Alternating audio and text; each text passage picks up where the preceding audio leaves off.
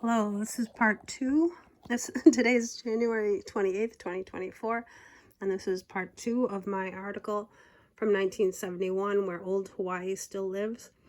This is a National Geographic, April 1971, and I'm reading Maui, Where Old Hawaii Still Lives.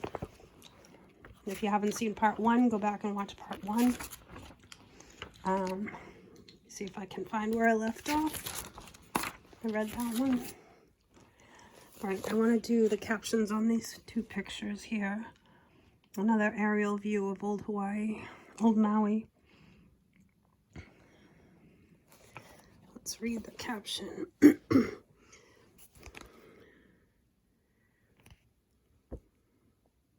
All right, port of call for history, now peaceful roadstead of Lahaina belies its turbulent past. In 1795, wait, did I read that? I think I did. Where's the captions? No, I don't think I did. Hold on. Sorry. The town became a whaling hub in the mid-Pacific by the 1840s, its streets a swarm with pleasure-starved seamen. Missionary denounced one of the breathing holes of hell. Virtue finally triumphed, but only after the whaling boom ended in the 1860s. Today, sugar, pineapples, and tourism buoy the town's economy. Lahaina was designated a National Historic Landmark in 1962. Several of its old buildings have been painstakingly restored. At a pier before a red-roofed Pioneer Inn on the left.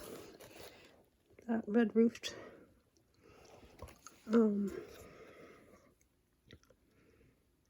Pioneer Inn left. The square-rigged Carthaginian carved featured in the motion picture Hawaii now serves as a floating museum for the whaling area. During boisterous whaling spree, annual celebration of Lahaina's past, an entrant in a beard growing contest grooms his whiskers below. So he's got a beard growing contest. And this is Pioneer Inn, and that must be the whaling museum right there. And that's what it looked like in 1971. Let me read the captions on this page before getting back to the article. There's a little girl. Probably about the same age as me, actually. I was 5 years old in 1971. April 1971. Right, these captions aren't always the easiest to figure out which one is a caption. Pointing to perdition, the Reverend John Kukuhaiko, that must be him, of Kaiuia Wailai Congregational Church. I am so sorry about my butchering these words, but my Boston tongue just doesn't know how to wrap itself around these words. Congregational Church near Makina exhorts parishioners with a fervor worthy of Hawaii's first missionaries. Arriving in the island in 1820, a pious band of New England evangelists wrought a cultural revolution, Christianizing many, building schools, devising written form in the language, translating and printing the Bible, and imposing as the best they could a moral discipline that often ran against the grain of the free-living islanders. Sighed King Kamehameha II when a missionary implored him to give and to change his ways. Give me 5 more years and I will become a good man. And that's the Reverend. And over here, this picture, the caption reads, twirling ceremonial flags, a kimonoed Japanese lass at Paya steps to the music of the flute and drum at a Buddhist Obon festival honoring ancestral spirits. The Japanese make up Hawaii's largest ethnic group. That's interesting. All right, I think I left off right here in the article.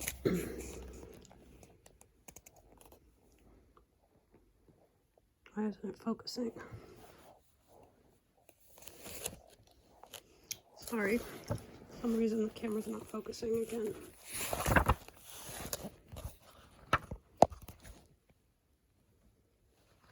Alright, I think that will do. From Jeep Springs. Oops. Wait, this is where I left off. House of the Sun. House of the Sun dominates Isle. No matter where I went in the isthmus of East Maui, I could not escape the presence of Hakakala. Indeed, East Maui is Haleakala, one of the most massive volcanic upthrusts. Here, I'm going to redo this a little bit, just because I can't get it to focus well. Upthrust that rises steadily from the sea to a spectacular depression at its peak. Haleakala means House of the Sun. It takes its name from the legend told throughout Polynesia about the struggle between the sun and the demigod Maui. Here is the story as Sam Kai told it to me. Long before the reach of memory, the sun sped so rapidly across the heavens. Each day the men had too little time to harvest crops and bring in fish. Haina Maui's mother complained that sundown always came before she could finish doing her tapa, the Polynesian cloth made of pounded bark. Maui asked the sun to slow its pace, but in vain. Watching from hiding, Maui observed that the sun each day passed directly over the mountain, and there came very close to Earth. So Maui, famed as a trickster, devised a plan to catch the sun and force it to do its bidding.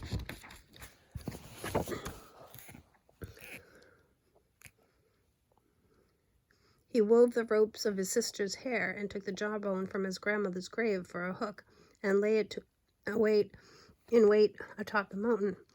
When the sun reached the closest point and Maui hurled his hook caught the sun by its rays and refused to let it go until the sun promised to go more slowly for half a year. And thus it is that in summer man has time to harvest the fields and dry his tapa, and that is why the mountain is called the House of the Sun.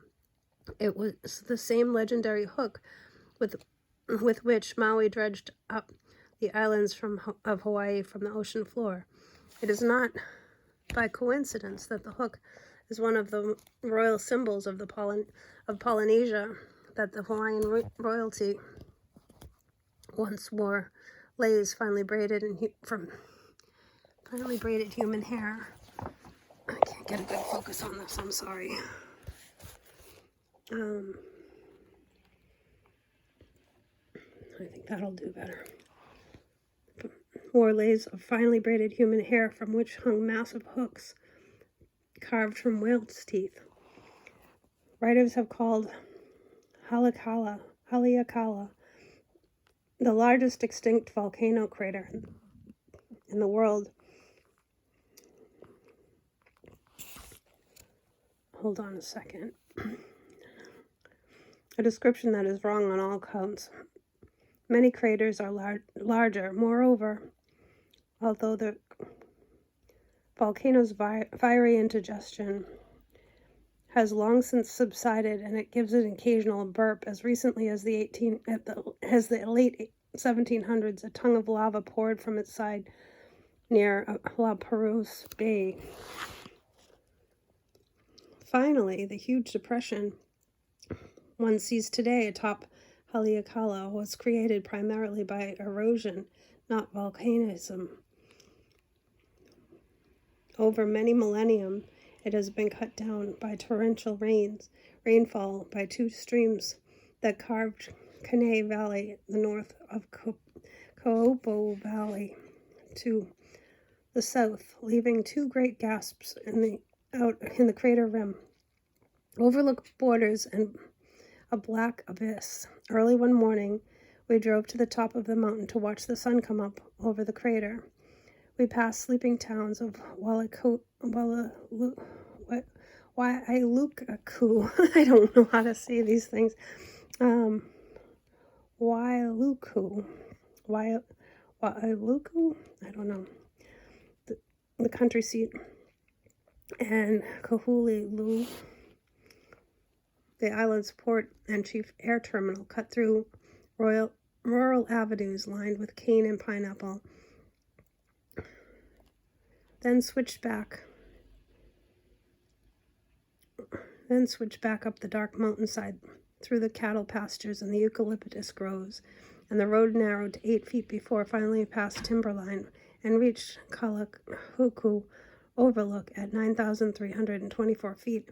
The overlook is the right word. Below the restraining rail, the crater wall dropped in a frightening suddenness into the black abyss whose boundaries we could not see.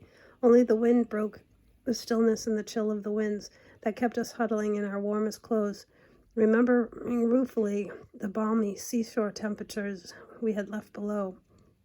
Beneath us, the majestic sea of clouds surrounded the mountain to the north and the east.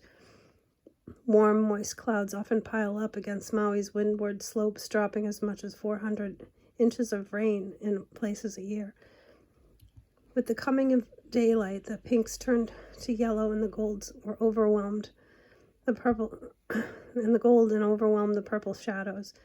Haleakala's full dimensions spread before us on the floor half a mile below the black river of hardened lava. A dozen or so huge cinder cones, red and brown and black, gave evidence of the volcanic eruptions. Since the present crater was carved out by water, nearly 7 miles away rose the steep wall of Pele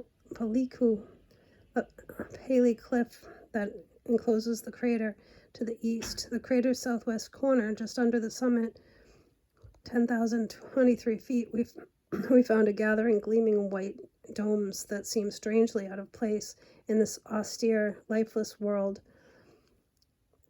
They are observatories taking advantage of Haleakala's clear, rarefied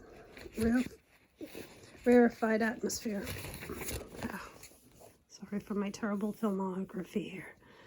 Collectively known as the Science City, they carry on research for the Science City. They carry on research for the University of Hawaii, the U.S. Department of Defense, the Smithsonian Institution, and other agencies. By day, a handful of men at Science City study the constantly changing face of the sun. At night, other men monitor the passage of missiles and satellites and photographs infrared emissions from the stars. All right. There's this picture on this page.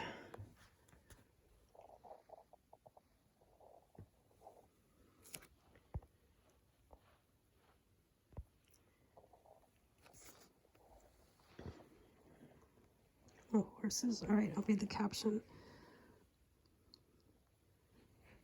I don't know what's going on with the focus this time. It was working fine in the first video, but it's getting very blurry right now. Pup jumps from the trough as cowhorns of Kaupo Ranch water mounts during roundup. Maui accounts for about a fifth of the beef produced in the islands. Panaloi's Hawaiian cowboys take the name from a mispronunciation of Espanoles, the Spaniards, a title applied to the Mexican cowpunchers who came in the 1820s.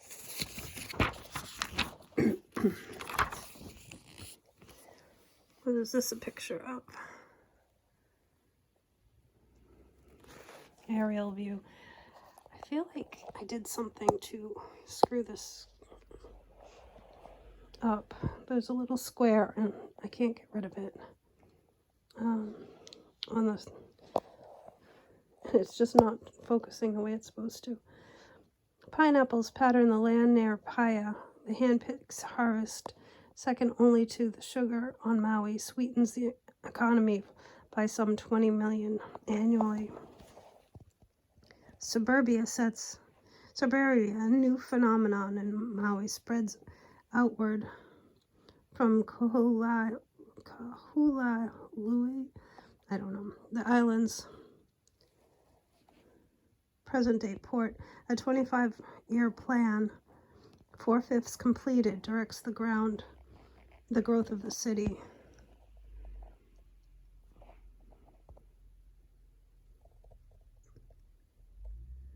And that's an aerial view of Maui. All right, let me look at this picture. There's a girl running in a field of flowers. And looks like a sports game. Let's read the captions. Like an impressionist painting, a photograph captures the daughter of a Japanese carnation grower dashing through the field of blossoms, trucked into by the nearby Waiakoa. They will be strung into leis, the flower necklaces that mean welcome, farewell, congratulations, and love in Hawaii. There she is. And the boys here. Even losers wear leis. Members of the junior varsity football team of St. Anthony School of Waluko slake their thirst after a loss to Lahaina High School, Maui's largest town with 8,000 residents. Waluko is the government seat of Maui County, which also includes the islands of Lanai, Molokai, and Kahului.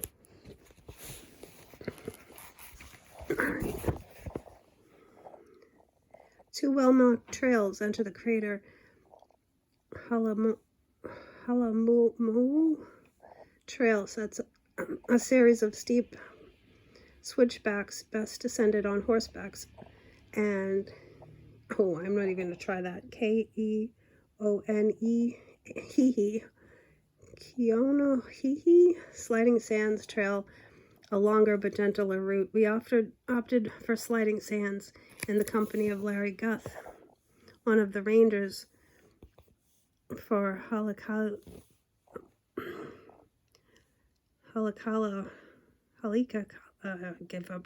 National Park. Began a 2-day trek through the crater. The trail is well named. For several miles, it loops across the broad and smooth slope of cinder and ash. Shoes grip with difficulty. Larry told us of a couple who left the trail in violation of park rules, and they slipped, and there was nothing to stop them. When their log slide ended, one was dead and the other was badly injured. Silence mantles a lifeless realm. An unearthly silence settled over us shortly after we began our descent. No sound of plane or machine filled the air. No voice of man or animal. No insect hum on this barren slope. Neither tree nor shrub nor grass rustled in the breeze. Just dead silence. A disquieting absence of everyday noises, which man always lives. Only the scuff and crunch of our boots on the cindery path brought us back to reality. It was the house of the sun that we entered, but the sterile wasteland of fragmented lava dotted with rock and boulders seemed more lunar than solar. I felt like the last man neglected of the judgment and left pinnacled in mid-heaven, a forgotten relic of a vanished world, wrote Mark Twain in Roughing It. After first looking into Halakala, his words seemed especially appropriate at this point. At length, we reached the bottom. By now we were finding vegetation, bunch grass, bracken, fern, an orange-berried shrub called Pele, and a heather-like evergreen called Pukiawai, with red and white berries.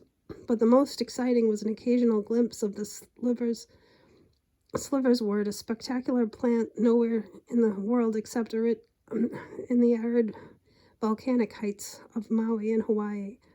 A member of the sunflower family, although superficially there was not the slightest resemblance of this silvery globe, displays 100 or more thick spiky leaves densely covered with silky down. After growing as long as 20 years, the plant produces a tall stalk with scores of purplish blossoms and then dies. The once abundant, the silversword has been all but exterminated by wild goats, cattle, and thoughtless souvenir hunters. Today, it is protected and slowly making a comeback. After a brief lunch of apples and cheese and raisins at the Kapaloa cabin, one of the several shelters I get so tongue twisted that I can't keep going.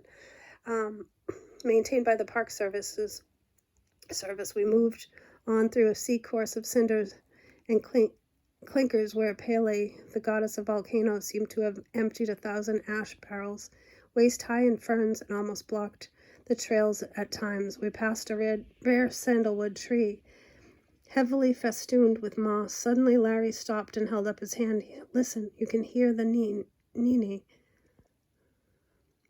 Sure enough, there was a Hawaiian geese, a gray bird with striped throats, black caps, and were honking at us. No more than 100 feet from the trail, the first animal life we spotted. I think I'm saying this right. Nanini is like silver sword. Larry said it exists naturally only on the islands of Maui and Hawaii, and it was once extinct on Maui, but in 1962 the Park Service brought a few birds here from the other islands. So far, no goslings have lived, and the Nini's future here is uncertain. More the pity, since it is Hawaii's state bird. Part of the Nini's undoing is the mongoose and the weasel-shaped animal imported to the islands in 1883 to kill rats on the plantations. The mongoose preys on the bird's eggs.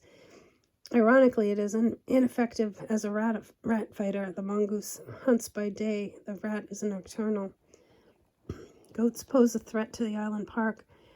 Throughout the day, we had seen clouds flowing through the gaps and hanging in the tendrils of the pollies of the northeast. And now, as we rounded oily poo, it looks like oily poo.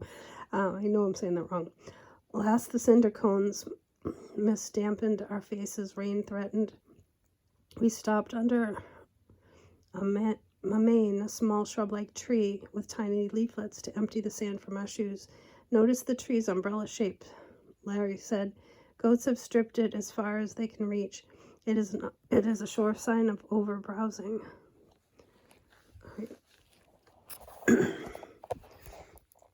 We heard the bleating of the goats from the cliffs, and we were not able to see them. But a few moments later, a black-haired Billy and his harem of 5 brown nannies scampered across our trail. As these handsome animals, possibly descendants of the goats originally induced by Captain Cook, soon run wild over the mountain slopes, where the severe erosion because of goats have chewed the vegetation to the roots. By controlling hunting, the park tries to keep the population at check. Portuguese, lilt-flavored cowboy speech. Actually, I'm going to go here and read this caption before I get to that part. Knee-deep in cabbages, Japanese couple. There's the Japanese couple. There's the cabbages. A Japanese couple hoe the field near Makawao.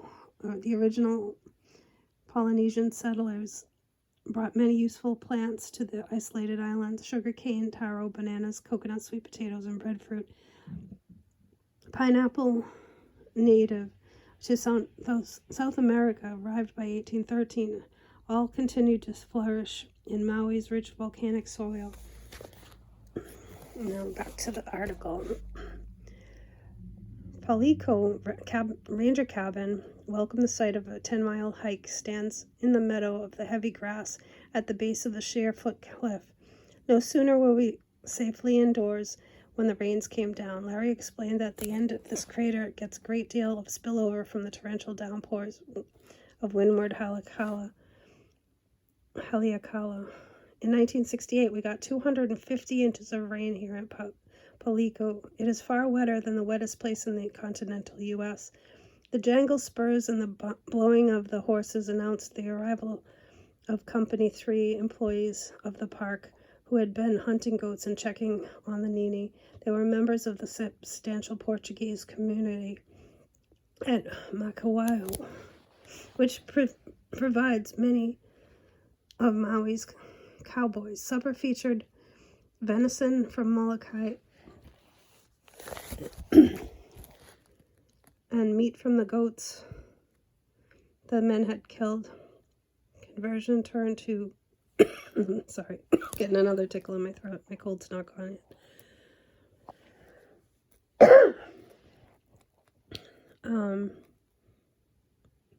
I'm going to stop here and then come back for part 3 because I'm going to start coughing.